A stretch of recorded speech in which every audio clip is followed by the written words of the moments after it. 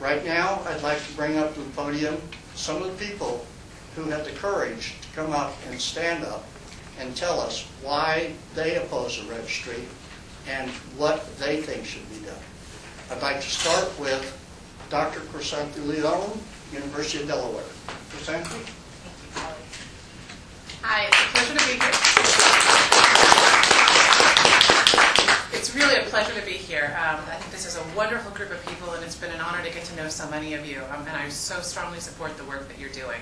So just briefly, I want to recap why I, as a professor of sociology and criminal justice, feel so strongly about the need to step back from our current approach to sex offender laws and make some changes.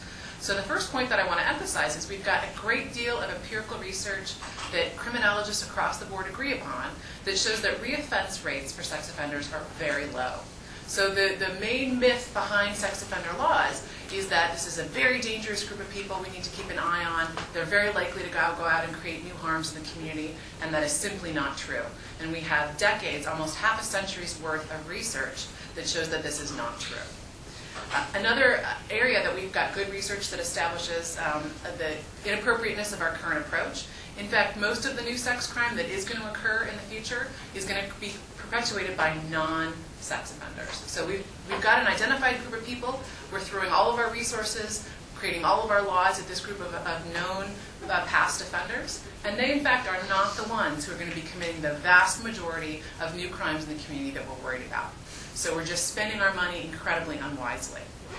Beyond that, the registry laws and the residency restrictions and other things that go with them create all kinds of new harms. They don't work the way we want them to work, and in fact, they do other things that undermine our public safety and social service and community corrections systems. Part of the problem is we've got so many people included in the registry that when law enforcement and others do want to follow up on a new crime and they want to kind of look at their list of usual suspects, you've got tens of thousands of people to sort through, and that's not at all helpful. So initially, law enforcement really supported sex offender registries because they thought they were going to aid as an investigative tool. They cannot possibly do that anymore because they are so large and their efforts are so diluted. Similarly, community corrections is incredibly disabled by the registry. So if you talk to parole officers, probation officers, they will tell you how almost impossible it is to support the offenders in their community on their caseloads because they can't find them housing, they can't support them in finding jobs, they simply can't do the work of community corrections that they need to do because of all the restrictions related to registration and residency restrictions. In my own state of Delaware, we've had an incredible problem with juveniles who've been adjudicated delinquent on sex charges. So kids who've been caught up in the criminal justice system for various kinds of bad acts related to sex crime. For these kids, we find that once they are included on the registry, and Delaware has the most strict version of Adam Walsh Act in the country, we've got kids as young as 9 on our registry. For these kids, once they are listed, they can no longer live with their families because Delaware is such a small state that our residency restrictions attached to the registry rule out almost every urban location, and most families live in the more urban areas. So many of these kids can't live with their families anymore because they're too close to schools, playgrounds, and other areas. If they want to get some sort of treatment for the issues that they're dealing with, many of these kids cannot be accepted by the treatment programs because the treatment programs are too close to schools, all these other areas. So in Delaware, what we do is we ship our kids out of state once they've been adjudicated delinquent of a sex charge. So as a state, we're spending about $5 million every fiscal year to send about 70 kids out of state for sex offender treatment. Beyond that, it turns out these kids actually don't present any of the future risk that we're really worried about. So it's a tragedy in a lot of ways, and that's just one problem that we're facing in Delaware because of our misunderstanding of what we need to do related to the Adam Walsh Act. And so that's what I'm going to talk about in a minute as being the main focus of our efforts here at RSOL this weekend. But before I get to that, I do want to just touch on better approaches, right? So our registry laws, our residency restriction laws, they are not working. There are things that we could be doing much better to address the problem of sexual violence and to really address the supervision and treatment needs of people who are returning from prison or other corrections situations because of committing sex offenses.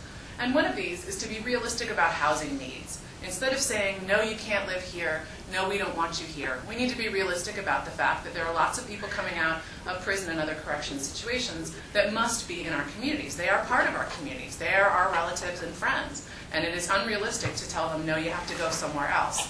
For one thing, we've run out of somewhere else for them to go.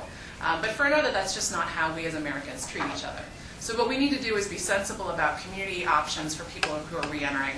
We're getting pretty good about that for other areas of criminal offenders, but we need to be more upfront about the needs of people who are coming out on issues related to sex offenses and support them in housing and employment in other areas.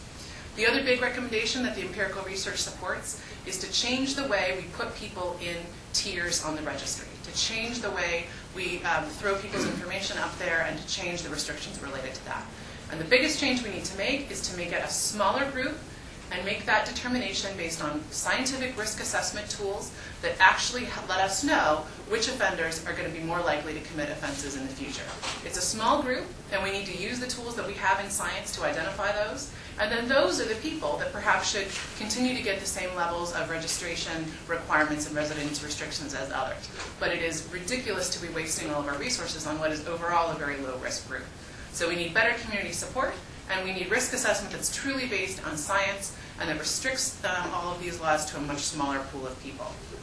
In terms of federal law, there are at least two ways that we should be looking at that. The first would be to continue to support the Second Chance Act. At the conference this weekend, we had the privilege to hear quite a bit about the Obama administration's efforts to support re-entering offenders and their communities. This is a law that's likely to get repassed by Congress coming up in the next session, I believe. One of the main issues is to make sure that appropriations get attached to that continue to really fund all of the reentry efforts that are being put forth. A second thing that this group is focusing on in our lobby visits are the Adam Walsh Act. This is the federal law that requires states and tribal groups to do all kinds of things related to sex offender registry.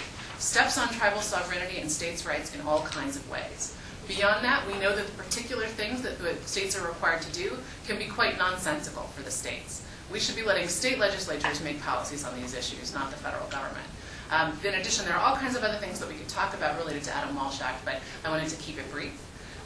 Again, I thank you very much. I appreciate the opportunity to speak to you today.